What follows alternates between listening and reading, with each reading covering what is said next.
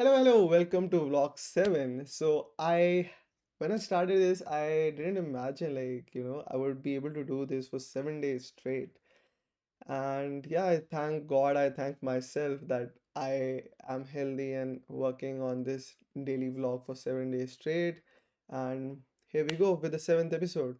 So today's highlight was this tweet, but before that, today I wanted to finish the discount code thing and try the paid plan flow on the production. So I went on get DevKit slash pricing and then I went through the purchase, and I accidentally forgot to put my own own promotion code to give myself the discount so that I don't rotate money out of my Indian bank account to the US bank account.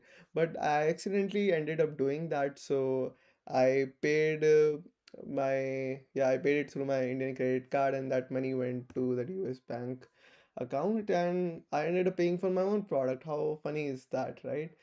And yeah, it was a funny incident. I just tweeted about it. Like, I was thinking that whether I should tweet or not tweet or not tweet, and funny enough, it ended up as one of my top five tweets. And here you can see that we have 121 likes and four people bookmarked it. I don't know why.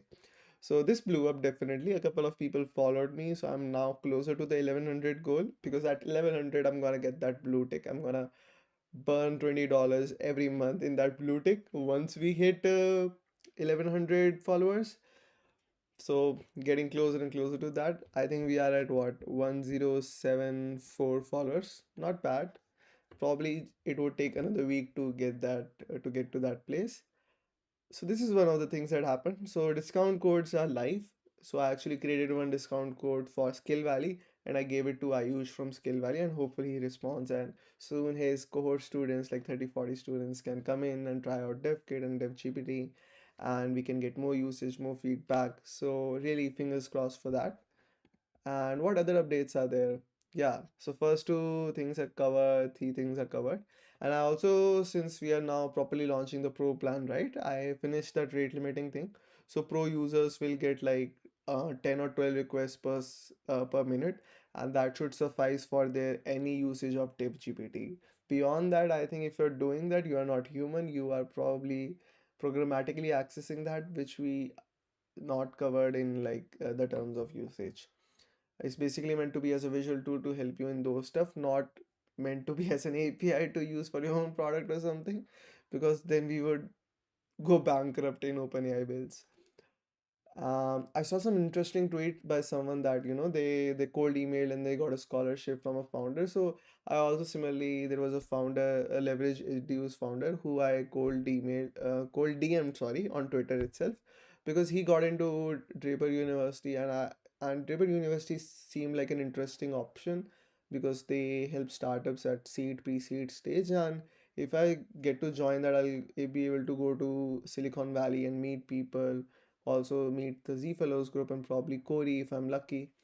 So yeah, getting there would be valuable. So I cold DM'd him, even to get that referral code, because I was filling the Draper University application of the 5-week program, and there I noticed in the end there was a referral code option.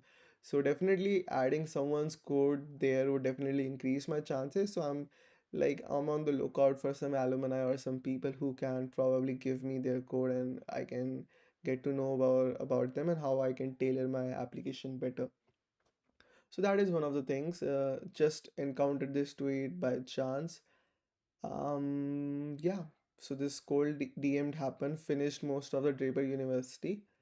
Once I get the referral code, I'll pay the application fees and submit the application.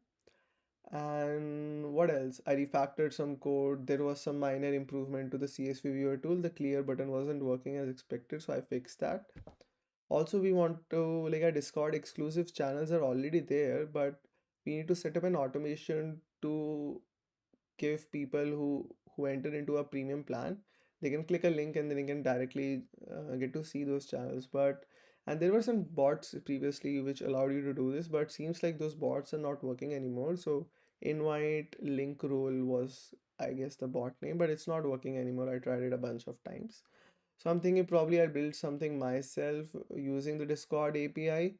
Shouldn't be that hard to do, but I think let's have people buy, and manually we could add them to a Discord community like within a couple of hours. So we can add it as a manual step. No need to automate everything right now, because someone gets through the funnel, someone buys it, now they are in, and now we can like personally get in touch with them and help them out in these small minor things. So everything doesn't need to be automated from day one.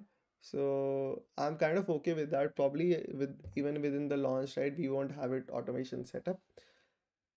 And one of the last things I would like to mention is I had a call with a founder from Los Angeles. So he saw my tweet about how good is our like database client, generating SQL queries from English. And an off track that actually helped me a lot today also, because I was fiddling with these subscriptions and customer tables for the paid plans on our prod and staging databases, right? So our database client helped me a lot to generate these queries for different joins and see if the subscriptions are being created. So I was able to do some really good select delete queries very quickly. So, now probably I will have a apprehension to writing SQL queries myself, because now we have such a good tool to help us out. But let's see. In some of the queries I needed to tweak it a little bit, like change one field name, because our schema wasn't that clear. So yeah, the quality of the queries that you get is also dependent upon the kind of schema that you have. It's very well formed, very relational, and very good names.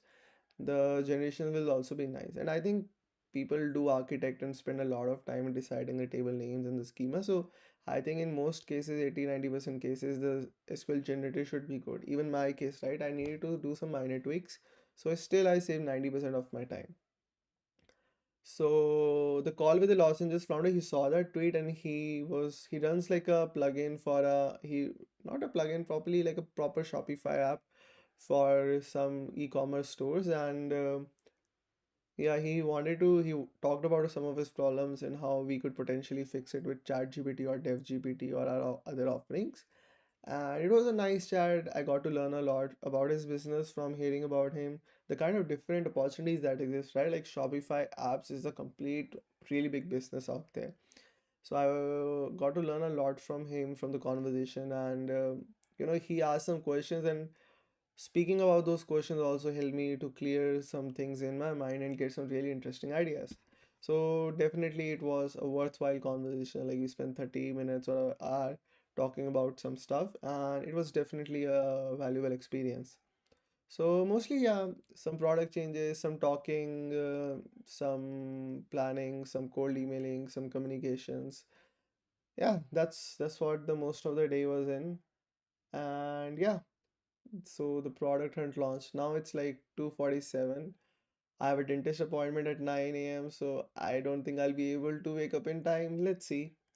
But yeah, Tuesday, Wednesday, Thursday. I mean, man, the product hunt launch is not that far. So probably I need to like today's goal should be to finally finish all the rough edges and like smoothen all the rough edges and prepare a list of people who we can reach out to for doing the promotions and helping us to get upwards on the product run day. So that's mostly it. Thank you for watching if you stay till the end. And yeah, just have a great week ahead and see you later. Bye.